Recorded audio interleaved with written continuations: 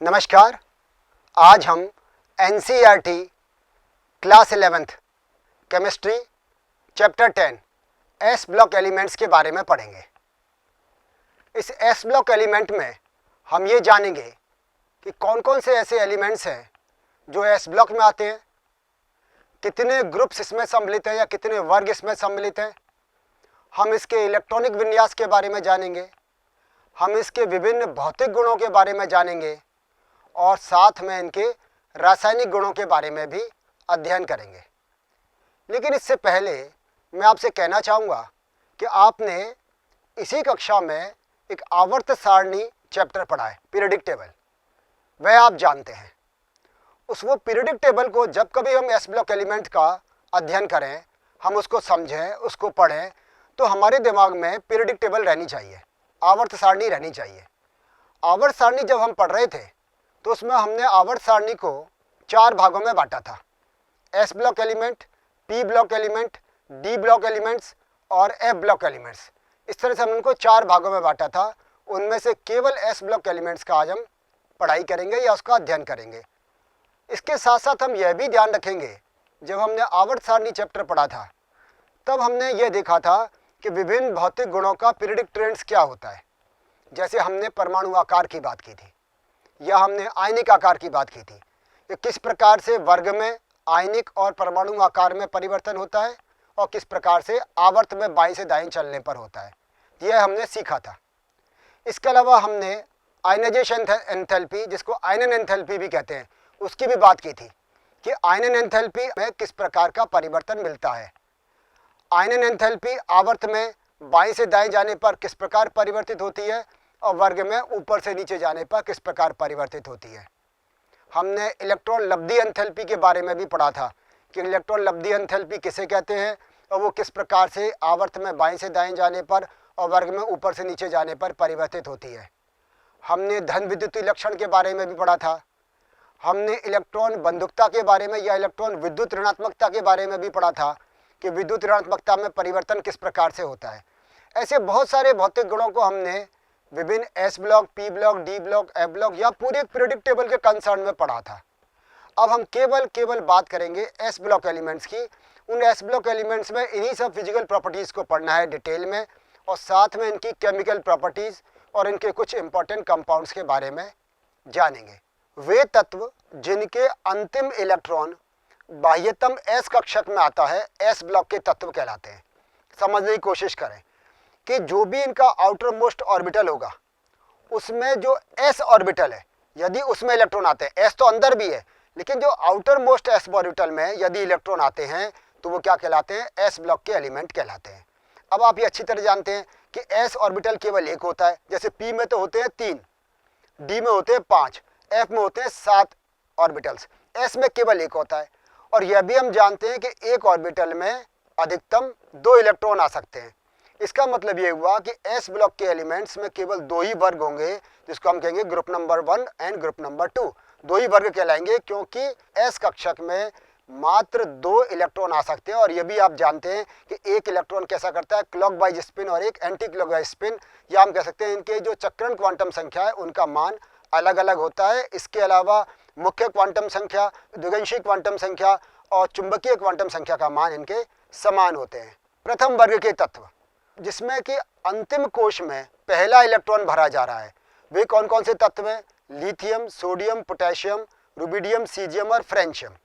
ये कौन से तत्व हैं जिनके आउटर मोस्ट एस ऑर्बिटल में केवल एक इलेक्ट्रॉन होगा।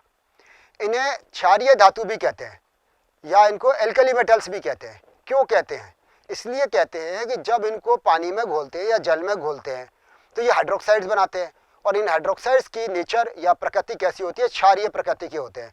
तो इस कारण से इनको क्षार धातुएं भी कहते हैं। सेकंड ग्रुप के elements beryllium, magnesium, calcium, स्ट्रांशियम, barium और रेडियम। नाम से आपके समझ में आ रहा होगा कि इनका जो आउटर मोस्ट एस ऑर्बिटल है उसमें 2 इलेक्ट्रॉन होंगे। इसी कारण से इनको हमने सेकंड ग्रुप एलिमेंट कहा है क्योंकि इनके एस ऑर्बिटल में अधिकतम 2 इलेक्ट्रॉन है। एक और बात, जैसे हम पहले जिनमें एक इलेक्ट्रॉन था बाह्यतम कोश में, उनको हमने क्षारीय धातुएं या फिर उनको हमने एल्कली मेटल्स कहा था। इसी प्रकार से इनको क्षारीय मृदा धातुएं कहते हैं। क्यों कहते हैं? पहली बात तो ये कि इनके ऑक्साइड और हाइड्रोक्साइड क्षारीय प्रकृति के होते हैं। जब इनको जल में घोला जाता है तो हाइड्रोक्साइड्स बनते हैं, या इनके ऑक्साइड्स कैसे होते हैं, क्षारीय प्रकृति के होते हैं। और दूसरी बात ये कि अर्थ क्रस्ट में या भूपरपटी में इनके ऑक्साइड सामान्यतः मिलते हैं, इस कारण इनको क्षारीय मृदा धातु कहते हैं। क्षार धातुओं में सोडियम पोटेशियम प्रचुर मात्रा में मिलते हैं, जबकि लिथियम, रुबिडियम और सीजियम बहुत कम मात्रा में पाए जाते हैं।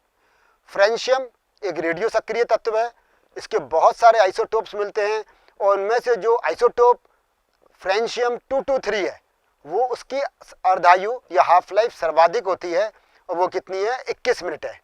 क्षारीय मृदा धातुओं की भूपरपटी में उपस्थिति के आधार पर कैल्शियम तथा मैग्नीशियम का स्थान क्रमशः 5वां और 6ठा है। स्ट्रोंशियम तथा बेरियम की उपलब्धता बहुत कम है, ये बहुत कम मात्रा में मिलते हैं। बेरिलियम एक दुर्लभ धातु है, क्योंकि ये भूपरपटी में या अर्थक्रस्ट में बहुत कम मात्रा में मिलती है। और रेडियम की मात्रा आग्नेय चट्टानों में केवल 10⁻⁻10% होती है। वर्ग 1 के तत्व या क्षार धातु हैं, यानी इनको हम कहते हैं एल्कली मेटल्स। इनका सामान्य इलेक्ट्रॉनिक विन्यास, सभी क्षार धातुओं के तत्वों में एक संयोजी इलेक्ट्रॉन होता है तथा अंतिम दूसरे कोश की उत्कृष्ट संरचना होती है। मतलब समझे, सीधा सीधा मतलब इसका यह है कि इसका जो आउटर मोस्ट शेल होगा वो s ऑर्बिटल होगा, उसमें केवल एक वैलेंस इलेक्ट्रॉन होगा, और उसके अंदर जितने भी शेल हैं वो कंप्लीटली फिल्ड होंगे, यानी कि उनकी स्ट्रक्चर वैसी होगी जैसे कि नोबल गैसेस की होती है। उसमें उपस्थित इलेक्ट्रॉन को आसानी से त्यागने के कारण यह अत्यधिक धन विद्युतीय तत्व एक संयोजी आयन M+ बनाते हैं। तो lithium, sodium, potassium, rubidium, caesium और फ्रेंशियम, इन सब के आउटर मोस्ट शेल में एक इलेक्ट्रॉन है। अब इस इलेक्ट्रॉन को ये आसानी से त्याग देते हैं। क्यों त्याग देते हैं? क्योंकि ये जो इलेक्ट्रॉन है, ये जो आउटर मोस्ट शेल में इलेक्ट्रॉन है, जो s ऑर्बिटल में है, वो न्यूक्लियस से लूजली बाउंडेड होता है, यानी कि बहुत ढीले आकर्षण बल से बंधा होता है। अब जैसे ही थोड़ी सी ऊर्जा इसको दी जाती है तो ये इलेक्ट्रॉन निकल जाता है, और जैसे ही एक इलेक्ट्रॉन निकलेगा तो जो न्यूक्लियर चार्ज है या नाभिकीय आवेश है वो एक अधिक हो गया। इस कारण से उस पर कैसा चार्ज आ जाता है, पॉजिटिव चार्ज आ जाता है या धनावेश आ जाता है। और कितना धनावेश आता है? एक धनावेश आता है। इस कारण से हम कहते हैं ये एक संयोजी आयन बनाते हैं, जैसे Li+, Na+, K+। तो इस तरह से ये एक संयोजी आयन बनाते हैं, और यही कारण है क्योंकि ये बहुत ज़्यादा रिएक्टिव है, इनका इलेक्ट्रॉन बहुत आसानी से निकल जाता है। जब इलेक्ट्रॉन आसानी से निकल जाएगा तो ये बहुत ज़्यादा रिएक्टिव होंगे, और रिएक्टिव होने के कारण से ये नेचर में या प्रकृति में फ्री स्टेट में या मुक्त अवस्था में नहीं मिलते हैं। अब इलेक्ट्रॉनिक विन्यास को देखिए, लिथियम 1s2 2s1, इसका मतलब इसका आउटर मोस्ट शेल कौन सा है? 2s। इस 2s में ऑर्बिटल s ऑर्बिटल में केवल एक इलेक्ट्रॉन है। सोडियम का देखिए 1s2 2s2 2p6 3s1। अब आउटर मोस्ट शेल 3, इसका s ऑर्बिटल में एक इलेक्ट्रॉन। उससे पहले देखें 1s2 2s2 2p6, ये उत्कृष्ट गैस नियोन जैसा विन्यास है। पोटेशियम में भी इसी प्रकार से है, जो अंतिम इलेक्ट्रॉन है वो 4s में जा रहा है, एक इलेक्ट्रॉन है केवल, और उससे पहले ऑर्गन का ये उत्कृष्ट गैस जैसा विन्यास है। रुबिडियम में 5s1 में, और इसी प्रकार से सीजियम में 6s1 और फ्रेंशियम में 7s1 में इलेक्ट्रॉन जा रहा है। और फ्रेंशियम में आप देखें उससे पहले रेडॉन का ये उत्कृष्ट गैस विन्यास मिलता है। तो कहने का मतलब ये कि एक नया कोश बनता है, एक नया शेल बनता है, और उसका प्रिंसिपल क्वांटम नंबर की वैल्यू ज़्यादा होती है। आप देख रहे हैं कि जो आउटर मोस्ट शेल है उसका प्रिंसिपल क्वांटम नंबर अन्य से एक अधिक है, उसमें केवल एक इलेक्ट्रॉन है, और उससे पहले उत्कृष्ट गैस जैसा विन्यास प्रत्येक तत्व में मिलता है। परमाणु तथा आयनीय त्रिज्या, क्षार धातुओं के परमाणुओं का आकार आवर्त सारणी में किसी भी विशेष आवर्त में सर्वाधिक होता है। परमाणु क्रमांक में वृद्धि होने पर परमाणु आकार बढ़ता जाता है। दोनों का मतलब समझिए। देखिए, जैसे हम बात करते हैं एक आवर्त की, मान लीजिए हमने बात की आवर्त की जो शुरू हो रहा है सोडियम से, सोडियम, मैग्नीशियम, एल्युमिनियम, सिलिकॉन, इस वाले आवर्त की हम बात कर रहे हैं, या उससे पहले lithium, beryllium, boron, carbon, nitrogen, oxygen, fluorine, इस वाले आवर्त की या इस पीरियड की बात कर सकते हैं। तो जैसे जैसे हमने पीरियडिक टेबल वाले चैप्टर में पढ़ा था कि जैसे जैसे हम किसी भी आवर्त में लेफ्ट टू राइट जाते हैं, बाएं से दाएं जाते हैं, परमाणुीय आकार घटता जाता है। घटने का कारण क्या था ये हमने वहाँ सीखा था, एक बार यहाँ दोहराते हैं। घटने का कारण ये था कि इलेक्ट्रॉन तो उसी कोश में आता है, शेल सेम रहता है। यदि वो सेकंड में आ रहा है तो सेकंड में ही रहेगा, लेकिन न्यूक्लियस के अंदर प्रोटॉन की संख्या बढ़ती चली जाती है, अर्थात नाभिकीय आवेश बढ़ता चला जाता है। और जब नाभिकीय आवेश बढ़ता चला जाता है तो उसके आउटरमोस्ट शेल के इलेक्ट्रॉन्स पर पकड़ मजबूत होती चली जाती है और अधिक आकर्षण बल हो जाने के कारण से उनकी परमाणुीय त्रिज्या धीरे धीरे करके कम होती चली जाती है। और सबसे लेफ्ट में कौन है? एल्कली मेटल्स हैं। इसका मतलब एल्कली मेटल से जैसे जैसे हम आगे चलेंगे, एक आवर्त में हम बाएं से दाएं चलेंगे, परमाणुीय आकार लगातार छोटा होता चला जाएगा। पहली लाइन का मतलब तो यह है। दूसरा में लिखा परमाणु क्रमांक में वृद्धि पर परमाणु आकार बढ़ता चला जाता है। ये बात की है ग्रुप की। जब एक हम वर्ग में ऊपर से नीचे जाते हैं तो परमाणु क्रमांक में जैसे जैसे वृद्धि होगी, जैसे लिथियम का 3 है, सोडियम का 11 है, पोटेशियम का 19 है, तो जैसे जैसे परमाणु क्रमांक में वृद्धि होगी वैसे वैसे परमाणु का आकार बढ़ता चला जाएगा। और आकार बढ़ने का कारण क्या है? क्योंकि इसमें नया कोश बन जाता है। अगर हम लिथियम की बात करें तो उसमें केवल जो बाह्यतम कोश है उसका प्रिंसिपल क्वांटम नंबर या मुख्य क्वांटम संख्या 2 है, सोडियम में 3 है, पोटेशियम में 4 है, रूबिडियम में 5 है। तो ऐसे करते करते हर बार नया कोश बन रहा है और नया कोश बन जाने के कारण से इसमें परमाणुीय आकार लगातार बढ़ता चला जाता है। एक संयोजी आयन M+, जैसा कि हमने पहले कहा था कि इसमें जो बाह्यतम कोश के इलेक्ट्रॉन है, एक जो इलेक्ट्रॉन है वो बहुत ढीले बंधन से बंधा रहता है। क्यों? क्योंकि उसकी न्यूक्लियस से दूरी अधिक होती है, उसका आकार बड़ा है, तो दूरी अधिक होने के कारण से उस इलेक्ट्रॉन पर न्यूक्लियस की पकड़ उतनी मजबूत नहीं होती और कम एनर्जी देने पर ही वो इलेक्ट्रॉन बाहर निकल जाता है। तो होगा क्या कि जब वो इलेक्ट्रॉन बाहर निकल गया तो वो पूरा कोश ही खत्म हो गया। वो जो बाह्यतम कोश था जिसका प्रिंसिपल क्वांटम नंबर 1 अधिक था बाकी अन्य से, तो वो पूरा कोश ही खत्म हो गया। जब वो कोश खत्म हो जाएगा तो परमाणुीय आकार छोटा हो जाएगा। समझने की कोशिश करें उदाहरण से।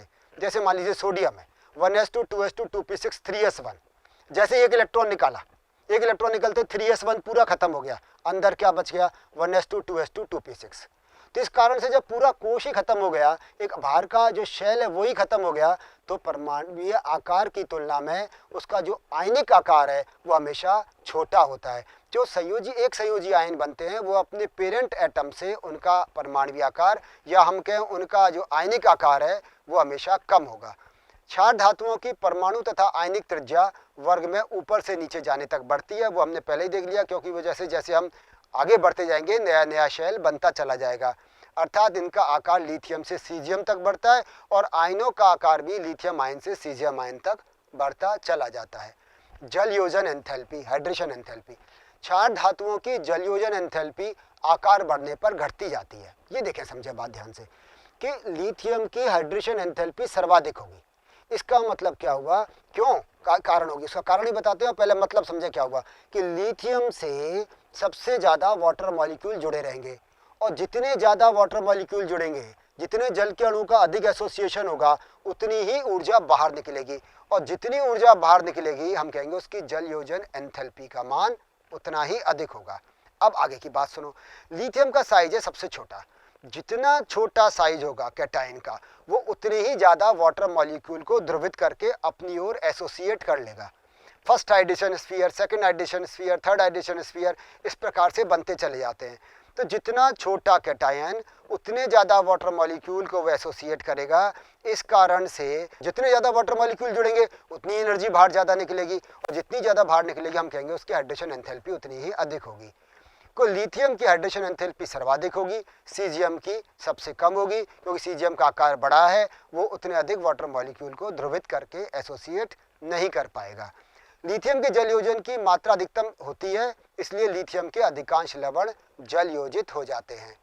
आयनन एंथैल्पी। क्षार धातुओं की आयनन एंथैल्पी का मान बहुत कम होता है। जैसा कि मैंने आपसे पहले कहा था कि चूंकि इसमें जो आउटर शेल का इलेक्ट्रॉन है वो बहुत कम आकर्षण बल से बंधा रहता है, इसलिए बहुत कम एनर्जी देने पर ही इनके इलेक्ट्रॉन निकल जाते हैं। और आयनाइजेशन एंथैल्पी होती क्या है? आयनाइजेशन एंथैल्पी होती है कि किसी उदासीन विलगित गैसीय परमाणु में से एक इलेक्ट्रॉन को निकालने के लिए दी जाने वाली आवश्यक ऊर्जा को आयनन एंथैल्पी कहते हैं। गैसियस स्टेट में हो, है ना, और एटॉमिक स्टेट में, और उसमें से आउटर मोस्ट शेल्स के इलेक्ट्रॉन को निकालने के लिए जो मिनिमम रिक्वायर्ड एनर्जी है, जो न्यूनतम आवश्यक ऊर्जा है, वो आयनन एंथैल्पी कहलाती है। और चूंकि इलेक्ट्रॉन इनमें लूजली बाउंडेड है तो वो आसानी से निकल जाएगा, यानी कम एनर्जी देने पर ही निकल जाएगा। तो हम कहते हैं कि एल्कली मेटल्स की या क्षारीय धातुओं की आयनन एंथैल्पी का मान बहुत कम होता है। और लिथियम से सीजियम तक जाने पर, यानी कि वर्ग में ऊपर से नीचे जाने पर ये और कम होता चला जाता है। कारण आपके बिल्कुल समझ में आ रहा होगा कि सीजियम का साइज सबसे बड़ा है, लिथियम का साइज सबसे छोटा है। जितना साइज बड़ा होगा, जितना परमाणु आकार बड़ा होगा, जितना उसका आयनिक आकार बड़ा होगा, उतना ही न्यूक्लियस से उस आउटर मोस्ट शेल के इलेक्ट्रॉन की दूरी अधिक होगी। और जितनी दूरी अधिक होगी उतना ही पकड़ कमजोर होगी और वो इलेक्ट्रॉन उतनी ही आसानी से निकल जाएगा। और जितनी कम ऊर्जा की आवश्यकता हो इलेक्ट्रॉन को निकालने के लिए, तो हम कहेंगे आयनन एंथैल्पी का मान उतना ही कम होता है। इसीलिए लिथियम से सीजियम तक जाने पर आयनाइजेशन एंथैल्पी लगातार कम होती चली जाती है। इसका कारण यह है कि बढ़ते हुए नाभिक के आवेश की तुलना में बढ़ते हुए परमाणु का आकार अधिक प्रभावी होता है और बाह्यतम इलेक्ट्रॉन नाभिक के आवेश द्वारा परिरक्षित रहते हैं। मतलब क्या हुआ कि जो आउटर मोस्ट शेल का जो एक इलेक्ट्रॉन है, बाह्यतम इलेक्ट्रॉन है, वो अंदर की तरफ जितने इलेक्ट्रॉन है, अब जैसे मान लीजिए सीजियम है, उसके अंदर बहुत सारे इलेक्ट्रॉन है, उसका पहला जो प्रिंसिपल क्वांटम नंबर 1, उसके बाद 2, 3, 4, 5, तो ये जो सब है ये पूरी तरह से भरे हुए हैं। तो न्यूक्लियस के वहां तक जो प्रभाव है उसको क्या करते हैं, परिरक्षित कर लेते हैं, आवृत कर लेते हैं, ढक लेते हैं, जिस कारण से बाह्यतम इलेक्ट्रॉन बहुत ढीले बंधन से बंधा रहता है और वो निकल जाता है। सीजियम का तो आपको मालूम है, इसको हम फोटो इलेक्ट्रिक इफेक्ट में भी हमने सीजियम के बारे में पढ़ा है, हम फोटो वोल्टिक सेल में भी काम में लेते हैं। क्यों? क्योंकि सीजियम के तो इलेक्ट्रॉन केवल सनलाइट की प्रेजेंस में ही निकल जाता है, सूर्य के प्रकाश की उपस्थिति में ही सीजियम का आउटरमोस्ट शेल का इलेक्ट्रॉन निकल जाता है। तो इसलिए जैसे जैसे हम लिथियम से सीजियम तक जाएंगे वैसे वैसे आयनाइजेशन एंथैल्पी घटती चली जाती है। भौतिक गुण, क्षारीय धातुएं बहुत हल्की होती हैं, यह चांदी के समान श्वेत होती है और बड़ा आकार होने के कारण से इनका घनत्व कम होता है। घनत्व कम का कारण देखो, घनत्व क्या होता है, द्रव्यमान बटे आयतन, है ना, द्रव्यमान और उसके बाद आयतन। आयतन चूंकि इनका आकार बड़ा है तो वो ज़्यादा होता है, इस कारण से इनका घनत्व कम होता है। यह लिथियम से सीजियम की ओर जाने पर कम होता चला जाता है। यद्यपि पोटेशियम धातु सोडियम धातु की तुलना में हल्की होती है। कारण आपको मालूम है ऐसा क्यों होता है, क्योंकि सोडियम में की तुलना में पोटेशियम में वो डी इलेक्ट्रॉन्स भी आ जाने के कारण से इनका आकार बड़ा हो जाता है, जिससे कि घनत्व कम हो जाता है। क्षार धातुओं के गलनांक क्वथनांक कम होते हैं, जो इन धातुओं में एकमात्र संयोजी इलेक्ट्रॉन की उपस्थिति के कारण इनके मध्य दुर्बल धात्विक बंध को दर्शाते हैं। देखिए, आउटर मोस्ट शेल में एक इलेक्ट्रॉन, वैलेंस इलेक्ट्रॉन एक ही है। जितने ज़्यादा वैलेंस इलेक्ट्रॉन होंगे उतने मेटल मेटल बॉन्डिंग ज़्यादा होगी और उतने ही उनके मेल्टिंग पॉइंट बॉइलिंग पॉइंट ज़्यादा होंगे। लेकिन यहाँ तो आउटर मोस्ट शेल में केवल एक इलेक्ट्रॉन है, एक वैलेंस इलेक्ट्रॉन है, और उसके कारण से इनके मध्य जो बंध बनते हैं वो दुर्बल धात्विक बंध बनते हैं या वीक मेटेलिक बॉन्ड बनते हैं। या वीक मेटेलिक बॉन्ड बनने के कारण से इनके मेल्टिंग पॉइंट बॉइलिंग पॉइंट अन्य की तुलना में कम होते हैं। क्षार धातुएं तथा उनके लवण ऑक्सीकारक ज्वाला को अभिलक्षणिक रंग प्रदान करते हैं। समझने की कोशिश करें। अभी हमने कहा कि एल्कली मेटल्स ज्वाला को एक विशेष रंग प्रदान करते हैं, इसी प्रकार से एल्कलाइन अर्थ मेटल्स भी करते हैं, यानी कि क्षारीय धातुएं और क्षारीय मृदा धातुएं ज्वाला को एक विशेष रंग प्रदान करते हैं और इसी के आधार पर इनकी पहचान भी होती है। क्यों करते हैं, कारण समझें। देखिए, होता क्या है कि जब हमने कहा इनमें आउटर मोस्ट शेल में एक इलेक्ट्रॉन है और एल्कलाइन अर्थ मेटल में 2 इलेक्ट्रॉन है। जब कभी भी हम इनको फिल्म के पास ले जाएंगे या इनको हम एनर्जी देंगे तो एनर्जी देने पर ये जो इलेक्ट्रॉन है ये लोअर एनर्जी लेवल से हायर एनर्जी लेवल में चले जाते हैं, यानी कि निम्न ऊर्जा स्तर से ये ग्रहण करके ऊर्जा को और कहाँ चले जाएंगे, उच्च ऊर्जा स्तर में चले जाते हैं। और जब ये उच्च ऊर्जा स्तर से पुनः निम्न ऊर्जा स्तर में आते हैं तो ऊर्जा को विकिरण के रूप में ये उत्सर्जित करते हैं। और ये जो उत्सर्जन होता है विकिरण का वो दृश्य क्षेत्र में होता है। बात को समझने की कोशिश करें, आपको स्पेक्ट्रम के बारे में ज्ञान होगा कि जैसे जैसे हम लेफ्ट टू राइट जा रहे हैं, लेफ्ट टू राइट जा रहे हैं, यानी कि हम अधिक तरंग दैर्घ्य की ओर बढ़ रहे हैं, या हम कहें कि हम कम ऊर्जा या कम आवृत्ति या कम तरंग संख्या की ओर बढ़ रहे हैं। तो यहाँ हम चलें जैसे कॉस्मिक रेज, फिर उसके बाद में गामा रेज, एक्स रेज, उसके बाद फिर हम बात करें यूवी की, फिर विजुअल रीजन या दृश्य क्षेत्र आता है, और उसके बाद में IR रीजन, और उसके बाद में microwave region, TV and radar wave region, ये सब आते हैं। तो यदि हमें कब कोई पदार्थ रंगीन दिखाई देता है, हम उसको कब देख पाते हैं, या हमारी देखने की क्षमता कहाँ है, केवल दृश्य क्षेत्र की, केवल हम विजुअल रीजन देख पाते हैं। अब बात को समझें, ये इलेक्ट्रॉन जो लूजली बाउंडेड इलेक्ट्रॉन थे ये कहाँ गए, ऊर्जा पाकर उच्च ऊर्जा स्तर में। हायर एनर्जी लेवल में, और जब ये पुनः अपनी लोअर एनर्जी लेवल में आएंगे तो ये कुछ ऊर्जा का उत्सर्जन करेंगे। और यदि ये उत्सर्जन विकिरण के रूप में करेंगे और वो दृश्य क्षेत्र की होगी, और जिस भी क्षेत्र की होगी, दृश्य क्षेत्र कहाँ से है हमें मालूम है, 400 से 750 नैनोमीटर का, उसमें भी सबके अलग अलग रंग है। जैसे मानो 500 से 560 का हम कहें हरे रंग का रीजन है, तो उसके बाद पीले रंग का रीजन है ना, तो लाल पीला ये सब रंग, और अंत में जाके लाल हो जाता है जो नीले से शुरू होता है। तो हमारा कहने का मतलब ये कि जिस भी क्षेत्र की, दृश्य क्षेत्र में भी जिस भी रंग के क्षेत्र की ये विकिरणों का उत्सर्जन करते हैं उसका पूरक रंग हमें दिखाई देता है। और इसी के आधार पर इन क्षारीय धातुओं की और क्षारीय मृदा धातुओं की पहचान होती है। आप जब प्रैक्टिकल की क्लासेज में जब आप धात्विक या हम कहें कि कैटाइंस का आप अध्ययन करते हैं, हम जब सॉल्ट एनालिसिस करते हैं या जिसको हम कहते हैं कि हम लवण का विश्लेषण करते हैं, उसमें हम ऋणायन और धनायन का परीक्षण करते हैं, ऋणायनिक और धनायनिक मूलकों का परीक्षण करते हैं, तो वहाँ पर जब 5वें समूह में जाते हैं तो बेरियम, स्ट्रोंशियम और कैल्शियम, इनकी पहचान किसके द्वारा करते हैं हम, फ्लेम टेस्ट के द्वारा या ज्वाला परीक्षण के द्वारा करते हैं। क्यों? क्योंकि ये ज्वाला को या फ्लेम को एक कैरेक्टरिस्टिक कलर प्रदान करते हैं। तो ये इनकी विशेषता है जिसके आधार पर इनको पहचाना जाता है। करते क्यों हैं? क्योंकि इनके आउटर मोस्ट शेल के इलेक्ट्रॉन बहुत ढीले बंधन से बंधे रहते हैं और थोड़ी सी ऊर्जा देने पर ये उच्च ऊर्जा स्तर में चले जाते हैं। जब निम्न में आएंगे तो दृश्य क्षेत्र की विकिरणों का उत्सर्जन करेंगे। जैसा कि हमने बात की कि ये इलेक्ट्रॉन जब वापस से अपनी ग्राउंड स्टेट में आते हैं तो ये विकिरण का उत्सर्जन करते हैं और ज्वाला को रंग प्रदान करते हैं। जैसे लिथियम किरमिजी लाल रंग देता है, इसकी रेंज जैसे मैंने कहा था कि 400 से 750 नैनोमीटर का क्षेत्र हमारा दृश्य क्षेत्र होता है। तो लिथियम में यह 670 नैनोमीटर पर, सोडियम में 589 नैनोमीटर पर एक गोल्डन येलो कलर मिलता है, सुनहरी पीला रंग। पोटेशियम में बैंगनी रंग 766 नैनोमीटर, रुबीडियम में लाल बैंगनी रंग 780 नैनोमीटर और सीजियम में नीला रंग 455 नैनोमीटर पर मिलता है। क्षार धातुओं को उनके ज्वाला परीक्षण के आधार पर पहचाना जा सकता है। इनकी सांद्रता का निर्धारण फ्लेम फोटोमेट्री और एटॉमिक एब्जॉर्प्शन स्पेक्ट्रोस्कोपी के द्वारा किया जाता है। इन तत्वों को जब प्रकाश में विकिरित करते हैं तब प्रकाश अवशोषण के कारण ये इलेक्ट्रॉन का परित्याग करते हैं। इस गुण के कारण सीजियम तथा पोटेशियम का प्रयोग प्रकाश विद्युत सेल में इलेक्ट्रोड के रूप में होता है, जिसकी बात हम पहले कर चुके, क्योंकि इसमें बहुत लूजली बाउंडेड इलेक्ट्रॉन है और वो आसानी से निकल जाते हैं। सूर्य के प्रकाश की उपस्थिति में ही इन इलेक्ट्रॉन ये आसानी से निकल जाते हैं।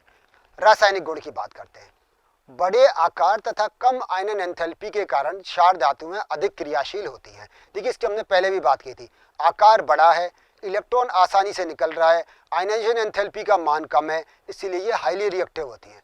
और हाईली रिएक्टिव होने के कारण से इनको हम वायु में खुला नहीं छोड़ सकते। जैसे आपने अक्सर अपनी लैब में देखा होगा कि सोडियम को हमेशा केरोसिन में रखा हुआ मिलेगा। केरोसिन में से उसको बाहर निकाल के फिर उसको हम काम में लेते हैं और यह कोशिश करते हैं कि वहाँ आसपास नमी या पानी नहीं होना चाहिए, क्योंकि ये हाईली रिएक्टिव है। ये तुरंत आग पकड़ लेता है, ये जल के साथ बहुत तीव्रता से या विग्रसली रिएक्शन करता है।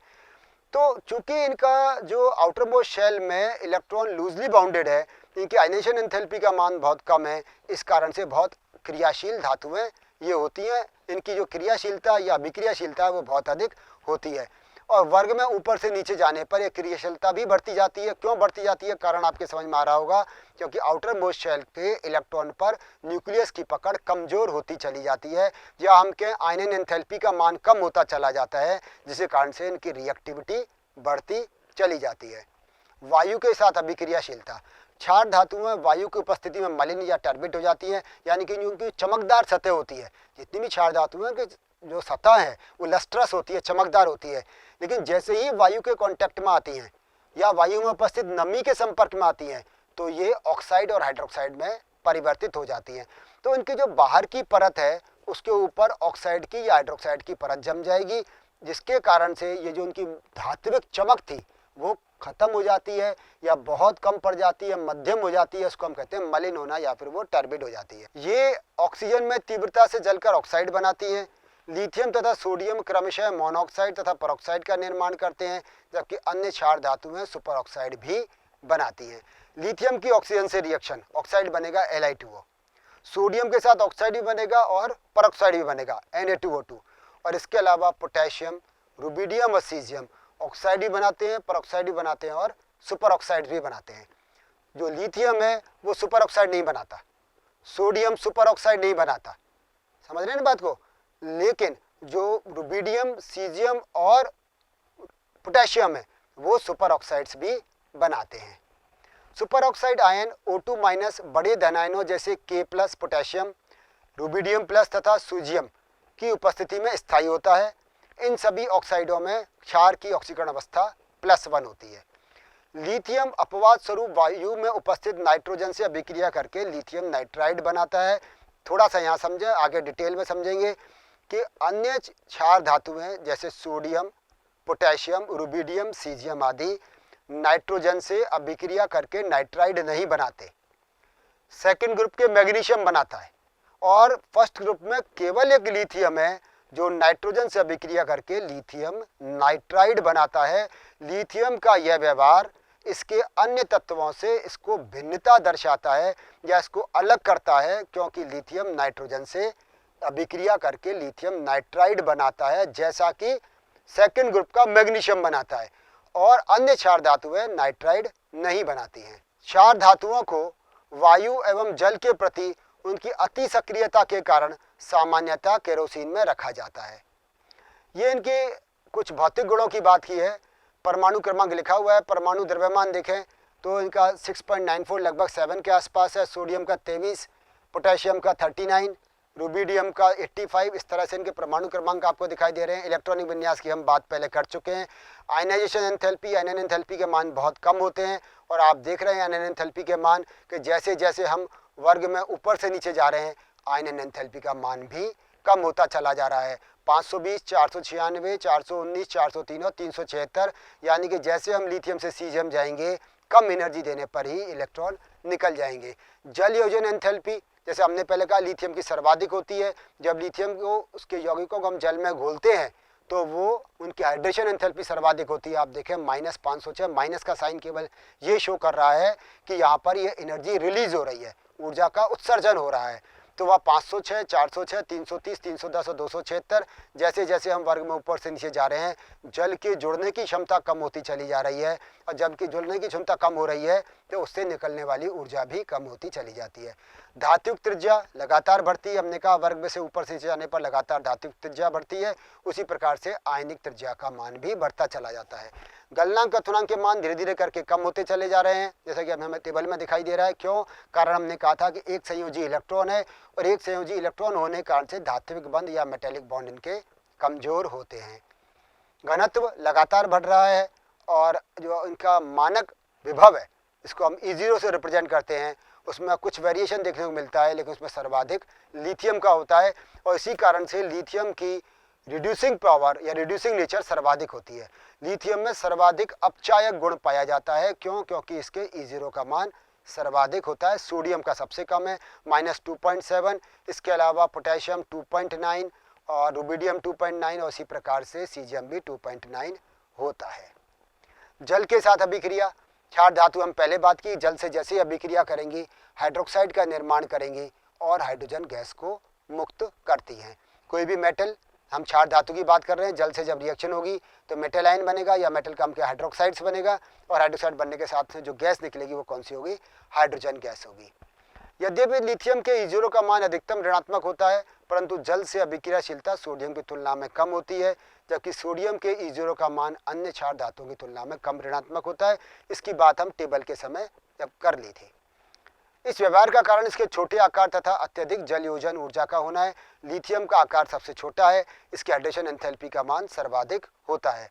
अन्य क्षार धातुएं जल के साथ विस्फोटी अभिक्रिया करती हैं, यानी कि जैसे ही इनको जल में मिलाया जाता है बहुत विकर्ष रिएक्शन होती है, बहुत प्रचंड अभिक्रिया करती हैं और अभिक्रिया कई बार इतनी तेज होती है कि वो उसमें आग आ जाती है, यानी कि ये आग पकड़ लेती हैं। सोडियम को हम ऐसा करना नहीं चाहिए, लेकिन कभी बहुत छोटे से सोडियम को पीस को लें, किसी रुई में लपेटकर पानी में डाल के देखें तो बहुत तेज़ी के साथ ये गर्म होता है, और वो जिस कंटेनर में, चाहे वो बीकर हो या कोई टेस्ट ट्यूब हो, तो आप छूकर देखिए वो काफ़ी गर्म हो जाती है, तो बहुत विग्रस रिएक्शन करती है।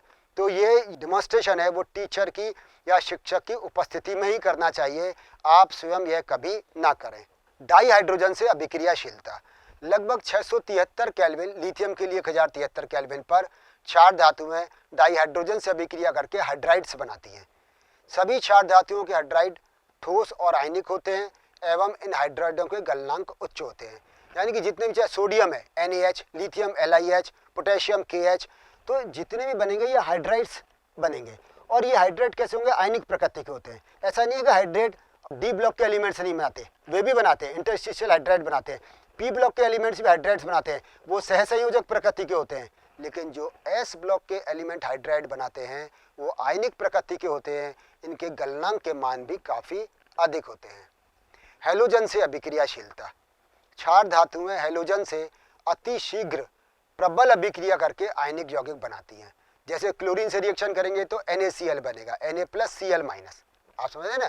तो एक लिथियम को छोड़ दीजिए, लिथियम के तो बहुत सारे ऐसे कंपाउंड हैं, ऐसे हैलाइड्स हैं जिनमें कुछ कुछ कोवलेंट कैरेक्टर या सहसंयोजक गुण मिलता है। अन्यथा अन्य क्षार धातुओं के जितने भी हैलाइड्स बनेंगे वे सब आयनिक प्रकृति के होते हैं। Sodium chloride, sodium bromide, sodium iodide, potassium bromide, potassium chloride, potassium iodide, potassium fluoride. तो ये जो फ्लोराइड, क्लोराइड, ब्रोमाइड, आयोडाइड जो हमके हैलाइड्स बन रहे हैं वो सब कैसे होते हैं? आयनिक प्रकृति के होते हैं। लिथियम के हैलाइड्स में कुछ सहसंयोजक गुण इसलिए मिल जाते हैं क्योंकि लिथियम में द्रवण क्षमता या पोलराइजेशन टेंडेंसी अधिक होती है। आप जानते हैं फाइजेंस के नियम के अनुसार कि बहुत छोटा कैटायन बड़े ऋण आयन को ध्रुवित कर देता है, और जब ये ध्रुवित करेगा तो उसमें कैसा कैरेक्टर आ जाएगा? उसमें पोलराइजेशन हो जाने के कारण से उसमें कोवलेंट कैरेक्टर या सहसंयोजक गुण आ जाता है। लिथियम का आयनिक आकार छोटा है, अतः यह हैलाइड आयन के इलेक्ट्रॉन अभ्र को विकृत करने की अधिक क्षमता रखता है। अपचायक प्रकृति, क्षार धातुएं प्रबल अपचायक के रूप में कार्य करती हैं, जिसमें लिथियम प्रबलतम और सोडियम दुर्बलतम अपचायक है। इसकी बात हमने की थी क्योंकि लिथियम का E0 की वैल्यू, उसके अपचयन विभव का मान, मानक अपचयन विभव का मान सर्वाधिक होता है -3.04। तो लिथियम सर्वाधिक या प्रबलतम अपचायक है। आपने देखा होगा अधिकतर जब हम रिएक्शन कराते हैं तो उसमें लिथियम एल्युमिनियम हाइड्राइड अपचायक के रूप में काम में लेते हैं। तो लिथियम अपचायक है। और सोडियम दुर्बलतम, आपने सोडियम का E0 की वैल्यू देखी होगी, -2.7 था, आपको याद होगा, बाकी सबकी 2.9 थी। तो सोडियम इन सभी क्षार धातुओं में दुर्बलतम अपचायक है और लिथियम प्रबलतम अपचायक है। ये उदाहरण देके बताया हुआ है कि कोई भी मेटल पहले सॉलिड से गैसियस स्टेट में कन्वर्ट होगा। जब सॉलिड से गैसियस स्टेट में कन्वर्ट होगा तो उसके लिए ऊर्जा की आवश्यकता होगी, और जो ऊर्जा की आवश्यकता होगी वो क्या कहलाएगी? वो ऊर्ध्वपातन एंथैल्पी कहलाती है, एंडोथर्मिक रिएक्शन है। जब गैसियस स्टेट से एक इलेक्ट्रॉन निकालेंगे तो वो आयन में कन्वर्ट होगा, और गैसियस अवस्था से आउटरमोस्ट शेल के एक इलेक्ट्रॉन को निकालने के लिए आवश्यक ऊर्जा या न्यूनतम आवश्यक ऊर्जा उसकी आयनन एंथैल्पी कहलाती है, और मेटल मेटल प्लस में यहाँ परिवर्तित हो जाती है। मानक इलेक्ट्रोड विभव, जो कि अपचायक क्षमता का मापक भी होता है, उसके द्वारा परिवर्तन को समझा जा सकता है कि M+ यानी कि जो मेटल प्लस बना है वो वाटर से रिएक्शन करके M+ एक्वस बनाते हैं। लिथियम का आकार छोटा होने के कारण इसकी जलयोजन एंथैल्पी का मान अधिकतम होता है, जो उसके उच्च ऋणात्मक E0 का मान -3.04 बताता है और उसके प्रबल अपचायक होने की पुष्टि भी करता है। द्रव अमोनिया में विलयन, इसको समझे देखो कि जितनी भी मेटल्स हैं उनमें भी एल्कली मेटल्स की बात कर रहे हैं हम, ये क्या करते हैं? लिक्विड अमोनिया में घुल जाते हैं, और लिक्विड अमोनिया में घुलकर ये सब के सब नीले रंग का विलयन बनाते हैं। फिर सुने ध्यान से, लिक्विड अमोनिया में आप इनको मेटल्स को घोल दीजिए। मेटल को घोलने पर क्या होगा कि ये मेटल्स अपना एक इलेक्ट्रॉन निकालेंगे। अब वो जो अमोनिया के मॉलिक्यूल हैं वो M+ जो मेटल आयन बन गया उसके साथ भी एसोसिएटेड हो जाएंगे, और जो इलेक्ट्रॉन बाहर निकला उसके साथ भी एसोसिएटेड हो जाएंगे। बात समझ में आ रही है ना? मेटल किस में कन्वर्ट हुआ? मेटल प्लस इलेक्ट्रॉन में। कोई भी धातु, जैसे मानो सोडियम है, sodium plus electron, potassium plus electron में। अब जो K+ या Na+ या Rb+ बना, उससे जैसे वाटर मॉलिक्यूल जुड़ रहे थे उसी प्रकार से अमोनिया के मॉलिक्यूल जुड़ जाएंगे, और वो जो इलेक्ट्रॉन जो बाहर निकला उससे भी अमोनिया के मॉलिक्यूल जुड़ जाएंगे। और ये जो मॉलिक्यूल जब इस प्रकार का विलयन बन जाता है वो नीले रंग का विलयन बनता है। तो यहाँ समझें, क्षार धातुएं अमोनिया में घुलनशील होती हैं। अमोनिया में इनके विलयन का रंग गहरा नीला होता है एवं विद्युत का सुचालक होता है। विद्युत सुचालक कारण क्या है? इनमें फ्री इलेक्ट्रॉन्स हैं जो अमोनिया के साथ एसोसिएटेड है। विलयन का नीला रंग अमोनीकृत इलेक्ट्रॉनों के कारण होता है। ये आपको जो राइट साइड में दिखाई दे रहा है ये अमोनीकृत इलेक्ट्रॉन, ये इसमें जो माइनस चार्ज है इसके कारण से इनका रंग नीला होता है, जो दृश्य प्रकाश क्षेत्र की संगत ऊर्जा का अवशोषण करके विलयन को नीला रंग प्रदान करते हैं। ये जो इलेक्ट्रॉन है ये किसकी, ये विजिबल रीजन की रेडिएशंस का ऑब्जर्वेशन करेंगे और उसका कारण, उसका हमें जो कॉम्प्लीमेंट्री कलर दिखाई देगा वो नीला रंग होगा, उसका पूरा रंग नीला होगा।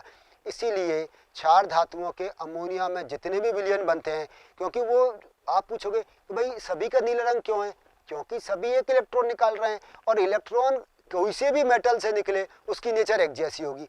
चाहे सोडियम या पोटेशियम या रूबिडियम सीजियम किसी में से भी एक इलेक्ट्रॉन निकल रहा है, वो इलेक्ट्रॉन चाहे सोडियम से निकले, चाहे पोटेशियम से निकले, चाहे रूबिडियम से निकले, उसकी नेचर एक समान होगी और वह अमोनिया के साथ में एक जैसा कॉम्प्लेक्स बनाएगा। इसी कारण से समान होने के कारण से ये सभी के सभी नीला रंग के विलयन होते हैं। अमोनीकृत विलयन अनुचुंबकीय होता है जो कुछ समय तक रखा देने पर हाइड्रोजन मुक्त करता है, फलस्वरूप विलयन में अमाइड बन जाता है। ये जो M+ इलेक्ट्रॉन और अमोनिया ये MnH2 यानी कि अमाइड बन जाता है और हाइड्रोजन गैस निकलती है। सांद्र विलयन में नीला रंग ब्रॉन्ज विलयन में बदल जाता है। ब्रॉन्ज कलर में क्यों बदल जाता है, क्योंकि ये इलेक्ट्रॉन ये EnH3 होल वाई आपने जो देखा था, इस तरह से दूसरा EnH3 होल वाई ये आपस में दोनों जुड़ जाते हैं। EnH3 होल वाई और EnH3 होल वाई ये आपस में जुड़ जाएंगे तो ये जो अनुचुंबकीय था वो प्रकृति कैसी हो जाएगी, प्रतिचुंबकीय हो जाती है और साथ में जो नीला रंग था या ब्लू कलर था वो ब्रॉन्ज कलर में परिवर्तित हो जाता है। तो इस क्लास में हमने बहुत सारी बातें सीखी। हमने S ब्लॉक एलिमेंट से शुरुआत की थी और उसमें हम विशेषकर बात कर रहे थे एल्कली मेटल्स की या क्षारीय धातुओं की। क्षारीय धातुओं के हमने इलेक्ट्रॉनिक विन्यास के बारे में जाना, फिर हमने उसकी आयनीय और परमाणुीय त्रिज्या के बारे में जाना और हमने देखा जैसे जैसे एक वर्ग में ऊपर से नीचे जाते हैं वैसे वैसे परमाणुीय त्रिज्या और आयनीय त्रिज्या बढ़ती चली जाती है। हमने आयनन एंथैल्पी के बारे में सीखा, चूँकि इसमें इलेक्ट्रॉन बहुत ढीले बंधन से बंधे रहते हैं इसलिए कम ऊर्जा देने पर ही इलेक्ट्रॉन बाहर निकल जाते हैं, इसलिए इनके आयनेशन एंथैल्पी का मान कम होता है।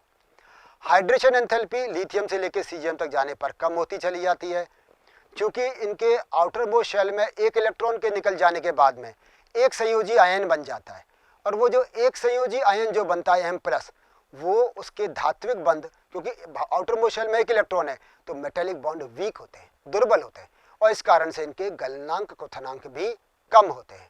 हमने इनकी अभिक्रियाशीलता या केमिकल रिएक्टिविटी के बारे में देखा कि ये ऑक्सीजन के साथ में बहुत तीव्रता से अभिक्रिया करते हैं, ऑक्साइड्स बनाते हैं, जल के साथ प्रचंडता से अभिक्रिया करते हैं और क्या बनाते हैं, हाइड्रोक्साइड्स बनाते हैं जो कि क्षारीय प्रकृति के होते हैं।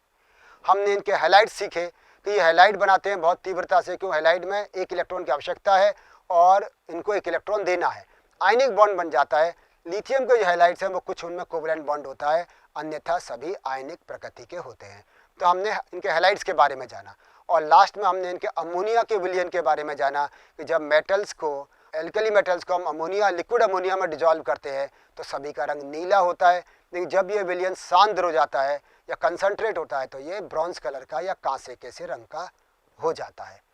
इससे अगली वाली क्लास में हम एल्कली मेटल्स के उपयोगों के बारे में पढ़ेंगे, इनके कुछ महत्वपूर्ण कंपाउंड के बारे में पढ़ेंगे, कुछ महत्वपूर्ण यौगिक हैं जैसे सोडियम कार्बोनेट, जैसे सोडियम क्लोराइड, सोडियम हाइड्रोक्साइड। तो इन सब के बारे में हम डिटेल में पढ़ेंगे, उनके कैसे बनाए जाते हैं, उनके उपयोग के बारे में जानेंगे। ये सब हम अगली कक्षा में पढ़ेंगे। तब तक के लिए नमस्कार।